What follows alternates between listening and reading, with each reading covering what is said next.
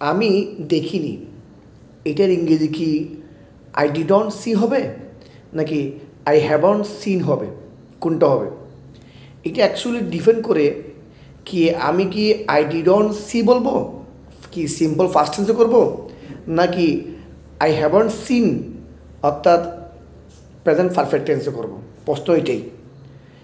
আমরা যখন মনে করো, আমি যদি বলি মনে করো মাগরিবের সময় হয়ে গেছে, তখন চাঁদ উঠছে, আমি আমার ভাইকে বললাম যে তুমি কি চাঁদ দেখেছো কি না,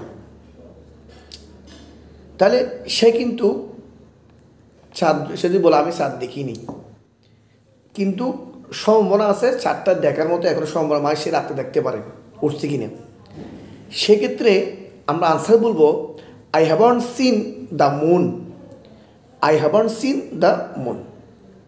যদি বলি পরদিন সকালবেলা যদি কাউ জিজ্ঞেস করি যে চাঁদ উঠছে কিনা, মানে অর্থাৎ চাঁদ দেখা গেছে কিনা, তাহলে চাঁদ তো অলরেডি রাত পুরিয়ে দিন হয়ে গেছে।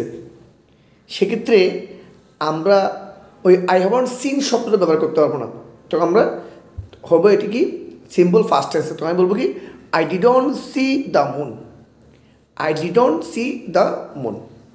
কী বলছি, যদি সম্ভাবনা থাকে দেখার, আমি তখন বলবো আই হ্যাভন্ট সিন।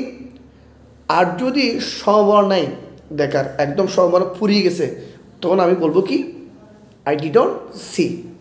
আশা করি এই ক্লাসটা তোমরা বুঝতে পেরেছো।